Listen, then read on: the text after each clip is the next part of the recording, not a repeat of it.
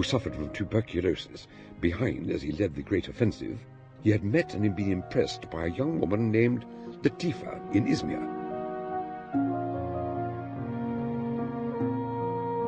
Now he was faced with a choice between the two women.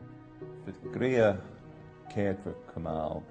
She made a home for him, but she was not the model that he wanted for the new Turkish woman. The model was more the one presented by Latifa Hanım, who was Western educated, spoke Western languages, and very strong-willed. Sending Fikriye to Switzerland for therapy, Mustafa Kemal approached Latifa, expressed his interest, and they were married shortly afterwards. Initially, they would go around together and make trips through the country where he could show her off as the kind of woman he wanted the young Turkish women to emulate. It was in Switzerland that Fikriye learns about Atatürk's marriage and comes back to Ankara and shoots herself with a revolver that she had bought to give as a gift to Atatürk, and kills herself. The death of Fikriye, while it must have caused him some emotional distress, he was able to put it behind him very quickly, as he was able to put most things of an unpleasant nature behind him extremely quickly. In politics, Mustafa Kemal's situation was again becoming precarious. People were expressing resentment towards the abolishment of the Sultanate, and old friends were turning into foes. Their support of the Caliph as the center of opposition left him with only one alternative.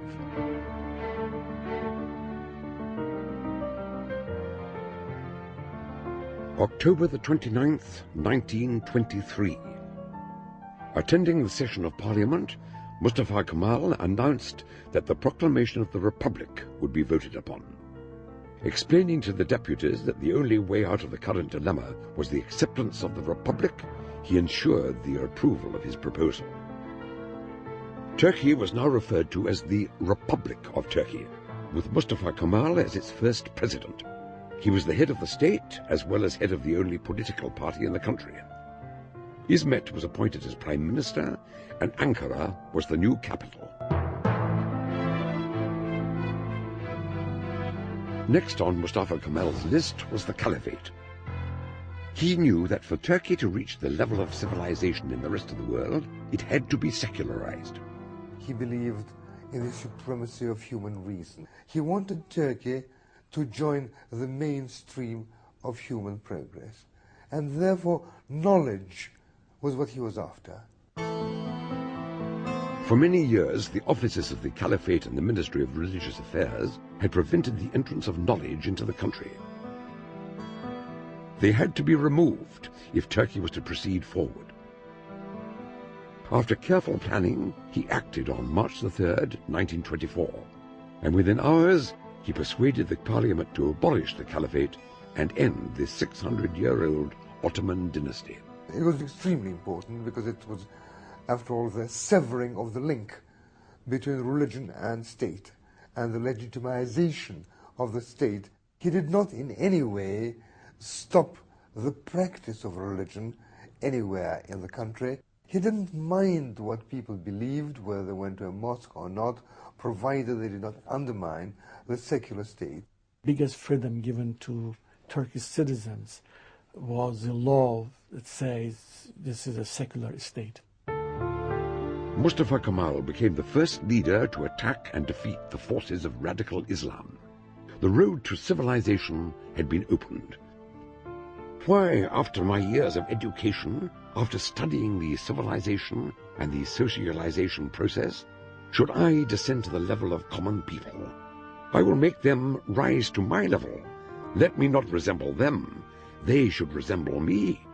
He was worthy to be followed, not just somebody whose commands had to be respected. He seemed to be a person to whom loyalty was unusually worth giving. With the support of the people, Mustafa Kemal was about to engage Turkey in an era of reform that was to shake centuries-old traditions. The Kemalist revolution had begun.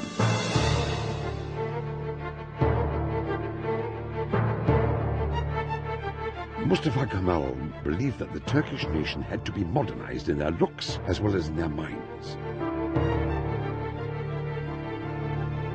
The religious clothes and headgear, the fez, represented traditionalism.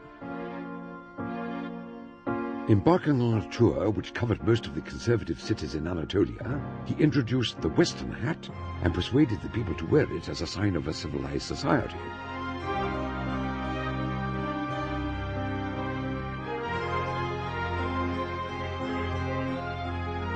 He also criticized the ancient traditions of seeking help and mercy from the dead and the sacred tombs. After his return, the wearing of religious garb, other than by clergymen, was banned by law. Religious brotherhoods and sacred tombs were closed down. At the end of the 9-day tour, he had removed the very foundation of society from its place. He was ready to replace it with a new one.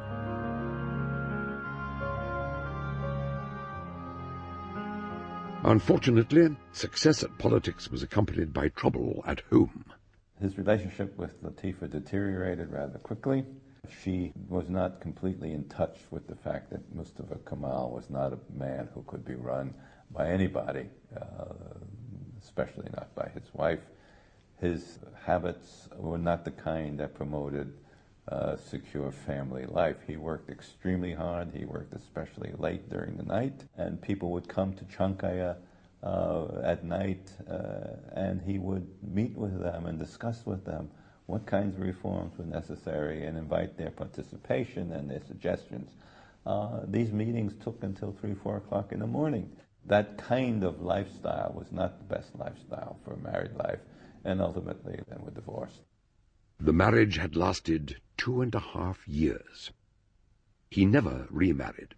Mustafa Kemal's instincts were those of the harem, but his mind was a modern mind, and he wanted the emancipation of women logically in order to see the country move forward in the company of other civilized states, although in his private life he found it extremely difficult to treat women as equals. As his own marriage crumbled, Mustafa Kemal began a wave of reforms to emancipate Turkish women, who during the Ottoman times had no legal rights and were prohibited to participate in social life.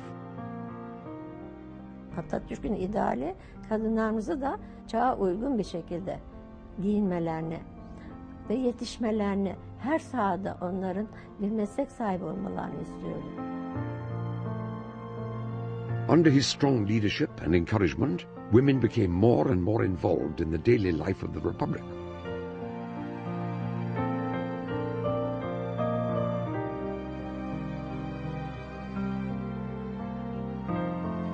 He legalized the movement by adopting the Swiss Civil Code in 1926, which prevented polygamy and gave women equal rights in marriage. With his tenacity and persistence, by 1934, 11 years before France, Turkish women had gained the right to vote and be elected into parliament. By 1935, there were 17 women deputies elected. We, the Turkish women, especially the women, we owe a great deal to Atatürk. We didn't fight for our rights. We were given our rights by him.